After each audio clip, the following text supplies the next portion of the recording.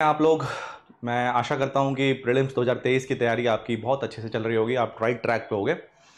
तो इस वीडियो में हम एक टर्म को डिस्कस करेंगे जिसका नाम है टेपर टैंट्रम, और इससे रिलेटेड एक और टर्म है जिसको हम बोलते हैं फेड टैपरिंग। इनको हम डिस्कस करेंगे क्योंकि ये काफ़ी न्यूज़ में था, इंडिया में ही नहीं और इंटरनेशनल लेवल पे भी। ये जो दोनों टर्म्स हैं ये काफ़ी न्यूज़ में हैं, तो पहले इनका हम मतलब समझेंगे कि ये क्या है। देखिए, फेड है, जो फेड है वो जब भी वर्ड फेड यूज़ होता है तो वो यूएस के सेंट्रल बैंक के कॉन्टेक्स्ट में यूज़ होता है। तो कहीं ना कहीं ये जो टर्म है ये यूएस से रिलेटेड है, लेकिन जो इसका इम्पैक्ट है वो ग्लोबली हमको देखने को मिलेगा जब हम इसको इसको हम इन डेप्थ डिस्कस करेंगे। तो शुरू करते हैं।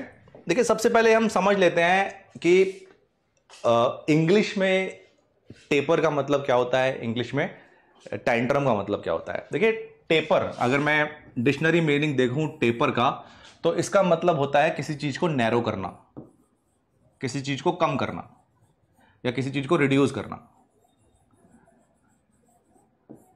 ठीक है, तो फेड टैपरिंग का मतलब क्या है? जो फेडरल बैंक है, यानी कि जो सेंट्रल बैंक है यूएस का, वो किसी चीज को कम कर रहा है, किसी एस्पेक्ट को कम कर रहा है, वहीं से टर्म आती है टेपर या टैपरिंग। ठीक है, टैंट्रम वर्ड आपने कई बार सुना होगा। ठीक है, कई बार आपने ऐसे भी सुना होगा कि भाई जो ब्लाब्ला हैं वो बहुत बड़े स्टार हैं, उनके अपने टैंट्रम्स हैं।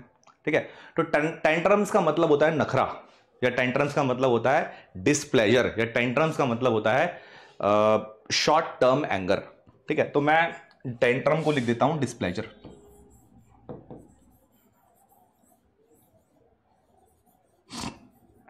आप कहते हैं ना कि भाई क्लास में एक लड़की है, वो बहुत बहुत खूबसूरत है, मैं उससे बात नहीं कर पाता क्योंकि उसके बहुत टेंट्रम्स हैं, मुझे बात करना अच्छा नहीं लगता क्योंकि उसके बहुत टेंट्रम्स हैं। टेंट्रम्स यानी नखरे, यानी कि डिसप्लेजर। तो वहीं से ये वर्ड आता है। तो टैपर का मतलब है किसी चीज को नैरो करना, किसी की चीज को कम करना, और टेंट्रम का मतलब है डिसप्लेजर एक्सप्रेस करना या नखरे दिखाना या नाखुश होना किसी चीज से। इन्हीं दो वर्ड से ये इकोनॉमिक की जो टर्म है वो हमें हमें समझने में हमें हमें हेल्प मिलेगी। ठीक है, तो देख लेते हैं कि ये वर्ड कहाँ से आता है। अब ये जो वर्ड है ये कोविड की रिकवरी से रिलेटेड है। कोविड में जो के बाद की जो रिकवरी है उससे उसके कॉन्टेक्स्ट में ये जो टर्म्स हैं ये आजकल यूज हो रही हैं। समझ लेते हैं कि कैसे हैं। देखिए, जब कोविड-19 आया या पैंडेमिक ने हिट किया वर्ल्ड इकोनॉमी को, तो बहुत सारी जो कंट्रीज हैं उन्होंने अपनी अपनी इकोनॉमी को स्टिमुलस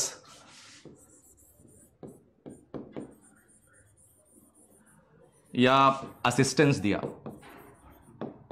ठीक है, कोविड के टाइम पे क्या था? कोविड के टाइम पे लॉकडाउन था, गुड्स एंड सर्विसेज उस तादाद में प्रोड्यूस नहीं हो रही थी जो नॉर्मली प्रोड्यूस होती हैं।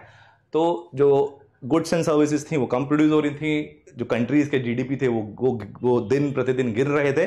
तो ऐसे में जो इकोनॉमी थी उसको स्टिमुलस या असिस्टेंस की जरूरत थी। ठीक है, तो ऐसे में जो यूएस इकोनॉमी थी, जो यूनाइटेड स्टेट्स की जो गवर्नमेंट थी, उसने क्या किया? उसने जो गवर्नमेंट बॉन्ड्स होते हैं, इंडिया में इन्हें हम सिक्योरिटीज कहते हैं, जीसेक कहते हैं, गवर्नमेंट सिक्योरिटीज कहते हैं। यूनाइटेड स्टेट्स में इनको ट्रेजरीज कहते हैं, और यूके में इनको गिल्ट एज कहते हैं। ये गवर्नमेंट बॉन्ड होते हैं। गवर्नमेंट बॉन्ड्स के बारे में मैं ज़्यादा नहीं जाऊंगा क्योंकि मैंने बहुत सारी वीडियो गवर्नमेंट बॉन्ड के बारे में डिस्कस करे हुए हैं। मैंने आपको बताया हुआ है ओपन मार्केट ऑपरेशंस, ओएमओज, यानी कि जब गवर्नमेंट चाहे तो अपने जो बॉन्ड्स हैं उनको खरीद सकती है या उनको बेच सकती है depending upon the market conditions. तो अब क्या हुआ? स्टिमुलस के लिए, जो इकोनॉमी में को स्टिमुलस देने के लिए, इकोनॉमी को असिस्टेंस देने के लिए, जो यूएस गवर्नमेंट थी उसने डिसाइड किया कि वो गवर्नमेंट बॉन्ड्स को खरीदना शुरू करेगी। ठीक है, वो गवर्नमेंट बॉन्ड्स को क्या करेगी? खरीदना शुरू करेगी। वो गवर्नमेंट बॉन्ड को बाई करेगी। तो बाई कौन करेगी? बाई करेगी यूएस गवर्नमेंट। ठीक है, आप कुछ चीज बाई करने जाते हैं मार्केट में तो क्या होता है? आप गुड्स एंड सर्विसेज लेते हैं और उसके बदले में जो पैसा है, जो डॉलर है इस केस में, वो आप मार्केट में किसी को देते हैं। ठीक है। तो यूएस की गवर्नमेंट क्या कर रही थी, यूएस की गवर्नमेंट बॉन्ड्स को बाई कर रही थी। तो बॉन्ड्स क्या होते हैं, बॉन्ड्स एक तरीके से कागज का टुकड़ा होता है, ठीक है। गवर्नमेंट की गारंटी के साथ, सॉवरेन की गारंटी के साथ वो एक डेट इंस्ट्रूमेंट होता है। जब सरकार को डेट की जरूरत होती है तो वो इसको इशू कर देती है, लोगों से पैसा लेती है और लोगों को कागज का टुकड़ा दे देती है। अगर मैं मनी सप्लाई की बात करूं तो मनी सप्लाई कैसे हम कैलकुलेट करते हैं किसी इकोनॉमी में। जो मनी सप्लाई होता है, अगर मैं मॉनेटरी एग्रीगेट्स की बात करूं या किसी भी कंट्री में मनी सप्लाई की बात करूं तो हम वो कैसे कैलकुलेट करते हैं, उसको कैलकुलेट करने का बहुत सिंपल तरीका है, करेंसी विद पब्लिक प्लस जो बैंक में पैसे होते हैं पब्लिक के in the form of demand और टाइम डिपॉजिट, उसका अगर हम एक एग्रीगेट कर लें तो हम क्या होता है, हमारे पास मनी सप्लाई आ जाती है इकोनॉमी की, ठीक है। अब देखिए क्या होता है इस फॉर्मूले में, मैंने आपको क्या बताया, करेंसी विद पब्लिक, लोगों के पास जितना कैश है और उनके बैंक में जितने पैसे पड़े हुए हैं टाइम और डिमांड डिपॉजिट में, उनको अगर हम सम कर लें एक इकोनॉमी में तो वो हमें मनी सप्लाई देता है। अब गवर्नमेंट को क्या करना है, असिस्टेंस देना है, जो मार्केट है उसको स्टिमुलस देना है, उसमें मनी की सप्लाई बढ़ानी है। तो गवर्नमेंट ने क्या किया, गवर्नमेंट जो बॉन्ड्स हैं वो बाई किए। बाई करने का मतलब क्या है, गवर्नमेंट ने लोगों से कागज का टुकड़ा लिया जो ये गवर्नमेंट बॉन्ड्स हैं और उनके बदले में मार्केट में पैसे दिए। तो क्या हुआ, जो डॉलर्स हैं वो मार्केट में गए, राइट। जो डॉलर्स हैं बॉन्ड सरकार के खजाने में आए और सरकार के खजाने का जो पैसा है वो मार्केट में गया। अब इससे फर्क क्या पड़ा, फर्क ये पड़ा जब मैं मनी की सप्लाई कैलकुलेट करता हूं किसी भी इकोनॉमी में तो उसमें गवर्नमेंट के खजाने में कितना पैसा है, गवर्नमेंट के पास कितना पैसा पड़ा हुआ है, उसको मैं कैलकुलेट नहीं करता। मैं सिर्फ वो पैसा कैलकुलेट करता हूं जो लोगों के पास उनके हाथ में कैश हो या उनके बैंक में हो। तो जब गवर्नमेंट इन्वेस्टर्स से गवर्नमेंट बॉन्ड बाई करेगी तो क्या होगा, गवर्नमेंट इन्वेस्टर्स को पैसा देगी। तो वो पैसा कहां चला गया, वो पैसा किसी न किसी के पास गया ना, किसी के बैंक अकाउंट में गया।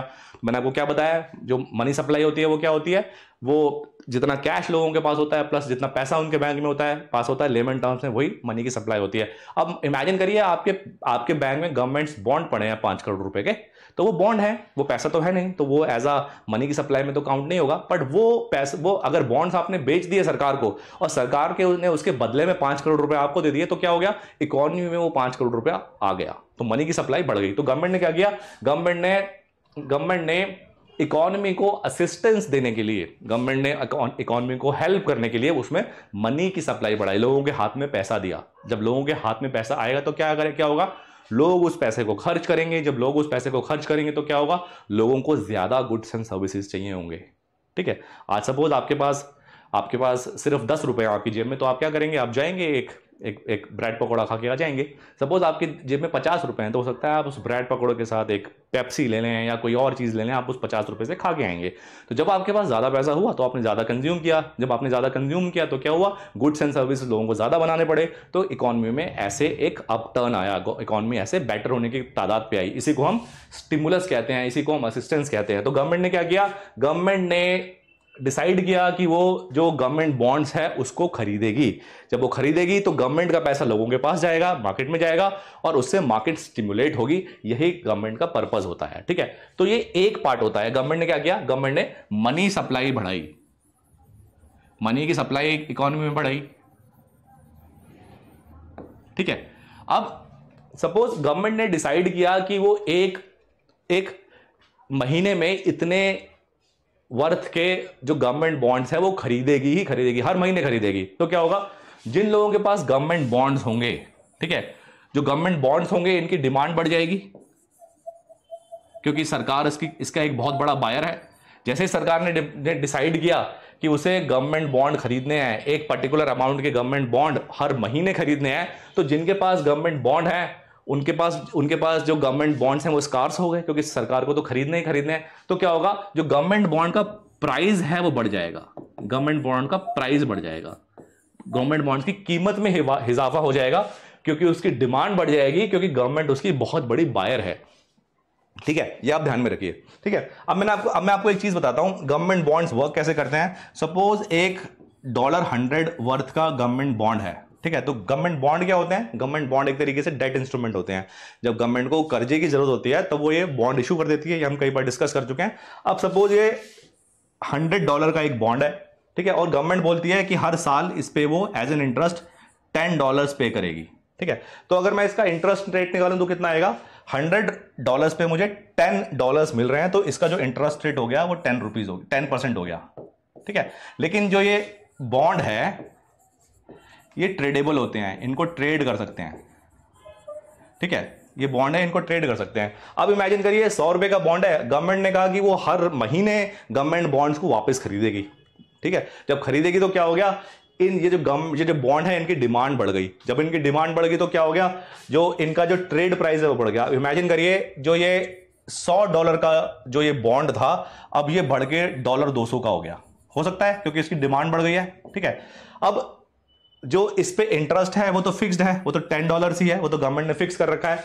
तो क्या हो गया, पहले इस पे कितना परसेंट इंटरेस्ट इफेक्टिवली आ रहा था, 10%। अब मान लीजिए मैंने ये $200 का बॉन्ड खरीद लिया, ठीक है। तो साल के एंड में गवर्नमेंट मुझे कितना पे करेगी, मुझे गवर्नमेंट तो बराबर ही पे करेगी $10, क्योंकि गवर्नमेंट का जो इशू प्राइस है वो तो $100 ही है। गवर्नमेंट जो पे कर रही है वो तो $100 के हिसाब से ही कर रही है। मार्केट ऊपर या नीचे हुई, उससे जो बॉन्ड का प्राइस है वो बढ़ गया या घट गया। अब $200 का अगर ये हो गया तो $200 पे अगर मैं $10 का अगर मैं कैलकुलेट करूंगा तो ये मुझे 5% का इंटरेस्ट पे करेगी, ठीक है। तो क्या होता है, जो गवर्नमेंट बॉन्ड्स होते हैं, गवर्नमेंट तो उस पे एक फिक्स्ड इंटरेस्ट पे करती है, पर क्योंकि उनकी वैल्यू जो ट्रेड मार्केट है उसमें घटती बढ़ती रहती है, तो उन पे यील्ड जो है वो ऊपर नीचे होती रहती है। तो पहले जो यील्ड थी वो 10% थी, क्योंकि $100 पे मुझे $10 हर साल मिल रहे थे। अब क्योंकि गवर्नमेंट बॉन्ड्स का प्राइस बढ़ गया तो क्या हो गया, प्राइस बढ़ने से क्या हो गया, प्राइस बढ़ने से जो उसकी यील्ड है, जो उस पर इफेक्टिव इंटरेस्ट है वो तो $10 ही रहा, तो जो इंटरेस्ट रेट हो गया वो घट के 5% हो गया। तो अब हम इससे क्या प्रूव करना चाह रहे हैं, जैसे जैसे बॉन्ड का प्राइस बढ़ता है, ठीक है, बॉन्ड का प्राइस जैसे जैसे बढ़ेगा वैसे वैसे उसकी यील्ड घटेगी, ठीक है। और जो अगर बॉन्ड का प्राइस डिक्रीज करता है तो उस पर यील्ड जो है वो बढ़ जाएगी, ठीक है। तो बॉन्ड प्राइस और जो यील्ड है इसको मैं इंटरेस्ट नहीं बोल रहा हूं, क्योंकि इंटरेस्ट तो फिक्स्ड है। इंटरेस्ट तो गवर्नमेंट ने बोल रखा है कि भाई ये $100 का बॉन्ड है, जिसके पास ये होगा हर साल मैं उसको $10 देने वाली हूं। अब जो $100 है ये ऊपर नीचे हो सकता है क्योंकि ये ट्रेडेबल है। और जो गवर्नमेंट ने बोला कि भाई हर महीने असिस्टेंस के लिए मुझे जो कंट्री है उसके अंदर मुझे कुछ पैसा पंप इन करना है, तो मैं गवर्नमेंट बॉन्ड हर महीने खरीदूंगी। तो इनकी डिमांड बढ़ गई, जब डिमांड बढ़ गई तो उसका प्राइस बढ़ गया, और जैसे ही बॉन्ड का प्राइस बढ़ा वैसे ही इस पे यील्ड या इस पे इफेक्टिव जो इंटरेस्ट है वो डिक्रीज हो गया, ठीक है। अब एक इंटरेस्टिंग चीज क्या होती है, जो बॉन्ड पे जो यील्ड होती है ना, जो बॉन्ड पे यील्ड होती है ये बेंचमार्क होती है। बेंचमार्क समझते हैं, यानी कि इस पे जो इंटरेस्ट रेट आ रहा होता है उसके हिसाब से ही बाकी जगहों का इंटरेस्ट भी डिसाइड होता है कि बैंक किस रेट पे कर्जा देगी, बैंक एफडी पे क्या इंटरेस्ट देने वाली है, या स्टॉक मार्केट में जो लोग हैं वो किस हिसाब से बेंचमार्क करके चलते हैं, वो ये जो गवर्नमेंट बॉन्ड की यील्ड्स होती है वो डिसाइड करती है, ठीक है। जब गवर्नमेंट ने क्या किया, जब गवर्नमेंट ने डिसाइड किया कि वो ओपन मार्केट ऑपरेशंस के थ्रू हर महीने एक बड़ी तादाद में गवर्नमेंट जो बॉन्ड्स हैं उसको बाई करेगी, तो गवर्नमेंट बॉन्ड्स के प्राइस बढ़ गए, उसकी यील्ड कम हो गई। तो यील्ड कम होने से क्या हुआ, पूरी इकोनॉमी का जो इंटरेस्ट रेट था वो कम हो गया। अब दो चीजें हुई इस स्टिमुलस के कारण, इस असिस्टेंस के कारण, ठीक है। एक तो मार्केट में ज्यादा पैसा गया, ठीक है, मार्केट में ज्यादा पैसा पंप इन किया गवर्नमेंट ने।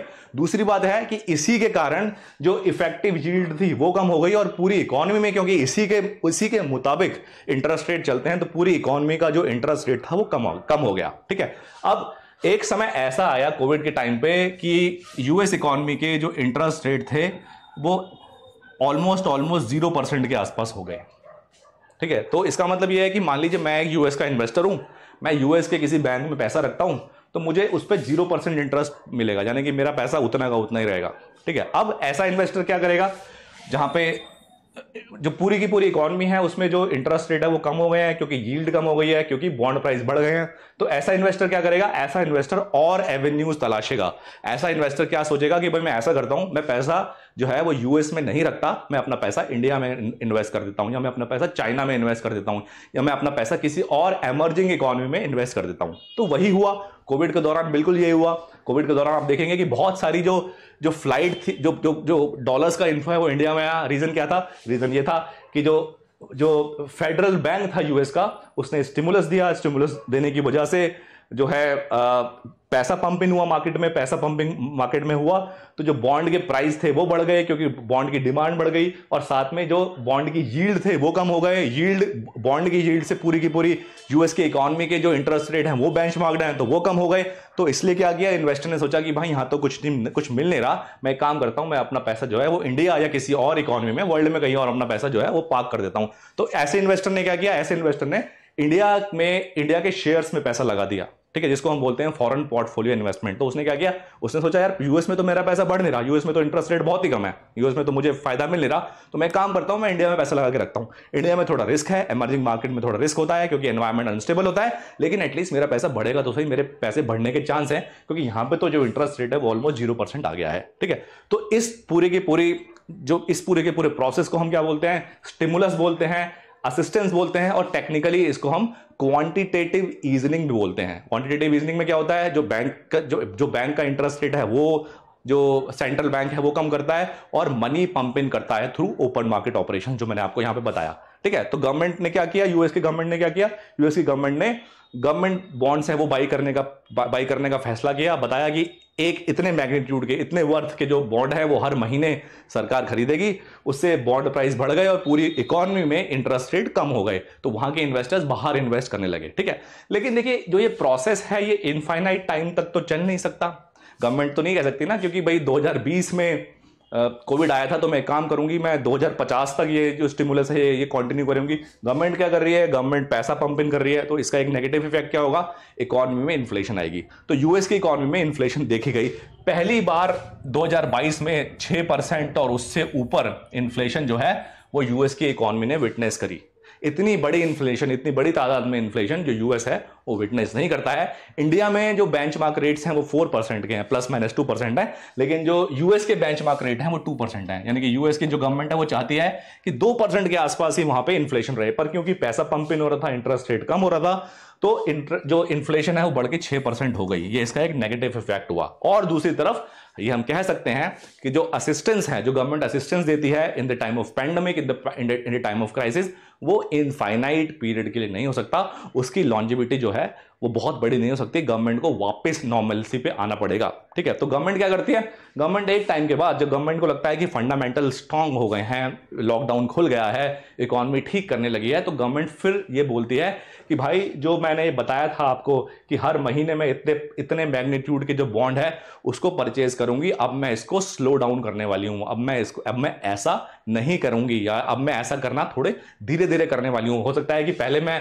1 लाख करोड़ के जो बॉन्ड है वो हर महीने परचेज कर रही हूं, अब मैं 1 लाख करोड़ के नहीं करूंगी, अब मैं सिर्फ 20,000 करोड़ के करूंगी। तो गवर्नमेंट कह सकती है, ठीक है। इसी को हम बोलते हैं टेपरिंग। जब मैंने आपको क्या बताया था, टेपरिंग का मतलब क्या होता है, नैरो डाउन करना, रिड्यूस करना। तो गवर्नमेंट ये नहीं कह रही कि अभी तक जो उसने बॉन्ड जो बाई किए थे, ठीक है, उनको वो सेल करेगी, ऐसा नहीं कह रही गवर्नमेंट, पर गवर्नमेंट कह रही है कि जिस तादाद में, जिस रेट पे उसने गवर्नमेंट बॉन्ड बाई करने का, जिसने गवर्नमेंट बॉन्ड बाई करने का फैसला किया था, उसकी जो स्पीड है वो गवर्नमेंट वो थोड़ा कम करने वाली है, ठीक है। इसी को हम बोलते हैं टेपरिंग, यानी कि रिड्यूसिंग, ठीक है। जब गवर्नमेंट ये डिसाइड करती है कि अब उस पेस पे, जिस पेस पे पैंडेमिक के टाइम पे, या जिस पेस पे रिसेशन के टाइम पे वो जो गवर्नमेंट बॉन्ड्स थी वो बाई कर रही थी, अब वो ऐसा नहीं करेगी, अब वो उसको ऐसा कम करेगी। इसी को हम बोलते हैं टेपरिंग या रिड्यूसिंग, ठीक है। इसका मतलब क्या है, गवर्नमेंट ने बोला कि अब मैं उस पेस पे गवर्नमेंट बॉन्ड्स नहीं खरीदूंगी जिस पे मैं खरीदती आई हूं, अब मैं इसको थोड़ा कम करूंगी, क्योंकि जो इकोनॉमी है उसके फंडामेंटल जो है वो स्ट्रांग हो रहे हैं, ठीक है। इसी को हम बोलते हैं फेड टेपरिंग। फेड जो है वो नैरोइंग कर रहा है। फेड अब बोल रहा है कि जिस तरीके से ये होता आया था वैसे नहीं करने वाला, अब मैं थोड़ा सा धीरे धीरे बाइंग करूंगी, उस मैग्नीट्यूड में बाइंग मैं नहीं करने वाला, ठीक है। तो ये इसको हम टैपरिंग बोलते हैं। अब जब ये टैपरिंग होती है तो मैंने आपको क्या बताया था, गवर्नमेंट जो बॉन्ड का जो प्राइस है वो किस वजह से बढ़ रहा था, गवर्नमेंट का जो बॉन्ड का प्राइस है वो इस वजह से बढ़ रहा था कि गवर्नमेंट थी वो हर महीने उसने डिसाइड किया हुआ था कि इतने के बॉन्ड तो मुझे खरीदने ही खरीदने हैं। अब सपोज एक इन्वेस्टर है जिसने $200 का बॉन्ड खरीदा हुआ है, ठीक है, हो सकता है कि उसको एक साल बाद उसके ऊपर 10% $10 का उसको उसको उसको इस पे इंटरेस्ट मिल जाए, लेकिन उसको यह पता है कि अगर गवर्नमेंट ने खरीदना बंद कर दिया, गवर्नमेंट की तरफ से डिमांड आनी बंद हो गई, तो कभी भी ये जो $200 का जो बॉन्ड है ये वापस $100 पे चला जाएगा। ठीक है, ये $100 पे चला जाएगा और उसको $100 को नुकसान हो जाएगा। तो ऐसा इन्वेस्टर क्या करेगा? ऐसा इन्वेस्टर जैसे ही जब गवर्नमेंट बोलेगी कि भाई अब उस मैग्नीट्यूड में या उस तादाद में, जिस तादाद में मैं पहले सिक्योरिटीज बाई कर रही थी, अब उस तादाद में मैं नहीं करूंगी, बस ऐसा इंडिकेट भी करेगी, तो तुरंत ऐसा जो इन्वेस्टर है वो अपना जो बॉन्ड है उसको सेल आउट कर देगा, उसकी सेलिंग शुरू हो जाएगी। ठीक है, इसी सेलिंग को जब जैसे ही गवर्नमेंट ये इंडिकेट करती है कि अब जो स्टिमुलस है वो खत्म होने वाला है या उस तादाद में वो बाइंग नहीं करेगी, वैसे ही जो इन्वेस्टर है वो नखरे या अपने डिस्प्लेजर दिखाना शुरू कर देते हैं। ठीक है, और वैसे ही वो क्या करना शुरू कर देते हैं, वैसे ही वो जो बॉन्ड्स हैं, जो गवर्नमेंट बॉन्ड्स हैं जो उन्होंने खरीदे थे इस आशा में या इस स्पेकुलेशन के साथ कि गवर्नमेंट तो बाइंग कर रही है, इसके दाम बढ़ते चले जाएंगे, एक तो ये फायदा होगा और दूसरा फायदा ये होगा कि इसके साथ एक इंटरेस्ट का कंपोनेंट भी है। तो ऐसे बहुत सारे ऐसे बायर्स क्या करेंगे, अपने जो बॉन्ड्स है उनकी सेलिंग शुरू कर देंगे। ठीक है, जब बॉन्ड की सेलिंग शुरू होगी तो क्या होगा, बॉन्ड का प्राइस डिक्रीज हो जाएगा, क्योंकि बॉन्ड की क्या है, बॉन्ड की सप्लाई ज्यादा है और बॉन्ड की जो डिमांड है वो रिड्यूस हो गई है, क्योंकि गवर्नमेंट ने मना कर दिया है कि उस तादाद में बॉन्ड नहीं खरीदेगी। तो क्या होगा, बॉन्ड अगर प्राइस घटेगा तो बॉन्ड की यील्ड बढ़ जाएगी। ठीक है, तो दोनों तरफ नुकसान हुआ, एक तो बॉन्ड का प्राइस कम हुआ और बॉन्ड पे यील्ड बढ़ गई, और इस यील्ड के साथ क्या बेंचमार्क्ड है, इस यील्ड के साथ बेंचमार्क्ड है इंटरेस्ट रेट। तो पूरी की पूरी इकोनॉमी में इंटरेस्ट रेट भी बढ़ गए। ठीक है, सिर्फ गवर्नमेंट के इतना कहने से कि मैं उस तादाद में अब गवर्नमेंट सिक्योरिटीज बाई नहीं करूंगी जिस तादाद में मैं करती आई हूं, वैसे ही इन्वेस्टर्स टेंट्रम दिखाना शुरू कर देंगे, अपने डिस्प्लेजर दिखाना शुरू कर देंगे और गवर्नमेंट बॉन्ड्स को बेचना शुरू कर देंगे। सप्लाई बढ़ जाएगी, बॉन्ड प्राइस घट जाएगा, यील्ड इंक्रीज हो जाएगी। यील्ड इंक्रीज होते ही क्या होगा, यील्ड इंक्रीज होते ही जो इंटरेस्ट रेट है वो बढ़ जाएगा। अब इमेजिन करिए कि इंटरेस्ट रेट बढ़ के सपोज 3% हो गया। पहले इफेक्टिव इंटरेस्ट रेट 0% आ रहा था, अब वो बढ़ के 3% हो गया। अब ऐसे में किसी इन्वेस्टर ने इंडिया में पैसा इन्वेस्ट किया हुआ है स्टॉक मार्केट में, वहां पे रिस्क भी है। अब उस इन्वेस्टर को लगता है कि यार इंडिया से जो मेरा रिटर्न आएगा वो 5-6% का आएगा या 7% का आएगा, लेकिन वहां रिस्क है। अब 3% तो हमारे यहाँ पे ही, हमारे यूएस में ही इंटरेस्ट रेट हो गया, तो वो क्या करेगा, पैसा उठाएगा इंडिया से और पैसा वापस जो है वो जो यूएस की इकोनॉमी है वहां पे पार्क कर देगा। ठीक है, तो क्या होगा, इमर्जिंग मार्केट से लाइक इंडिया से जो पैसा है वो फ्लाई बैक करने लगेगा यूएस या और सारी कंट्रीज के इन्वेस्टर हैं, वो 3% का जैसे ही यूएस में इंटरेस्ट रेट बढ़ेगा because of the taper tantrum, because of the fat tapering, वो अपना पैसा यूएस में ले जाके पार्क करने लगेंगे। तो क्या होगा, इंडिया से फ्लाइट ऑफ कैपिटल शुरू हो जाएगी। इंडिया में जो पैसा आया था पैंडेमिक के दौरान, जो हमने कहा था कि भाई पैंडेमिक है लेकिन फंडामेंटल स्ट्रांग है, लोग पैसा लगा रहे हैं, तो लोग पैसा पार्टली इसलिए लगा रहे थे कि इंडिया के फंडामेंटल स्ट्रांग है और पार्टली इसलिए लगा रहे थे कि जो इंटरेस्ट रेट थे यूएस में वो कम होते जा रहे थे because of the government policy of decision of buying the security.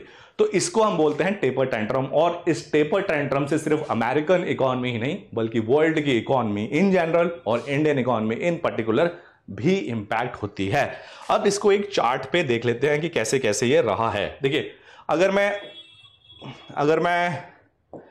मैं यूएस की बात करूं तो सितंबर 2021 यानी कि पैंडेमिक के टाइम पे जो यूएस गवर्नमेंट थी उसने डिसाइड किया कि हर महीने $120 बिलियन वर्थ की जो गवर्नमेंट सिक्योरिटीज है वो हर महीने खरीदेगी। तो ऐसे में क्या रहा होगा, गवर्नमेंट सिक्योरिटीज की डिमांड बढ़ गई होगी, तो क्या हुआ होगा, यील्ड कम हो गई होगी, यील्ड कम हो गई होगी तो क्या होगा, पूरी की पूरी जो यूएस इकोनॉमी के जो रेट्स हैं वो इन बॉन्ड प्राइस के साथ अटैच रहते हैं, इनको बेंचमार्क मान के चलते हैं, वो कम हो गए होंगे। फिर जैसे जैसे जो क्राइसिस था बढ़ा, वैसे वैसे गवर्नमेंट ने और डिसाइड किया कि और वो ज्यादा जो वर्थ की जो सिक्योरिटीज हैं वो खरीदेगी। ठीक है, देखिए यहां पे देखिए, यहां पे टैपर होना शुरू किया, ये सिंबल उल्टा लगा हुआ है। यहां पे गवर्नमेंट ने बोला कि अब वो 120 नहीं कम करना शुरू करेगी, और समर 2022 आते आते उन्होंने कहा कि अब हम जो है ना, अब हम क्या करेंगे, अब हम गवर्नमेंट सिक्योरिटीज नहीं बाई करने वाले। तो जो मैंने आपको ट्रेंड बताया था, बिल्कुल सेम ट्रेंड यहां पे हमको देखने को मिलेगा। इंटरेस्ट रेट बढ़ते चले जाएंगे, और इंटरेस्ट रेट बढ़ते चले जाने से क्या होगा, इंटरेस्ट रेट जैसे ही बढ़ते चले जाएंगे वैसे ही जो अमेरिकन मार्केट्स हैं वो सेफ हैं, वो ल्यूक्रेटिव होती चली जाएंगी। वैसे ही जो एमर्जिंग इकोनॉमी से जो डॉलर्स है उसकी फ्लाइट शुरू हो जाएगी टुवर्ड्स द यूएस। तो ये पूरा प्रोसेस है। इसकी वजह से ही जो टेपर टेंट्रम्स, या आप कह लीजिए कि फेड टैपरिंग जो है वो न्यूज़ में था, इसने पूरी दुनिया की इकोनॉमीज को इम्पैक्ट किया, काफ़ी न्यूज़ में था। कभी भी क्वेश्चन आ सकता है, पोस्ट कोविड रिकवरी से रिलेटेड भी है, तैयार रही है ऐसे क्वेश्चन के लिए। किसी भी फॉर्म में क्वेश्चन आ सकता है, आपसे टेपर टैंट्रम पूछा जा सकता है, आपसे फेड टेपरिंग का इम्पैक्ट पूछा जा सकता है, कुछ भी पूछा जा सकता है। बट आई बिलीव इस तरह की अंडरस्टैंडिंग के साथ अब आप तैयार हैं ऐसे किसी भी क्वेश्चन को प्रीलिम्स के सॉल्व करने के लिए। इसके बाद भी अगर कोई डाउट रह जाता है तो प्लीज डाउट सेक्शन में जाइए, मुझको लिख के भेजिए। I will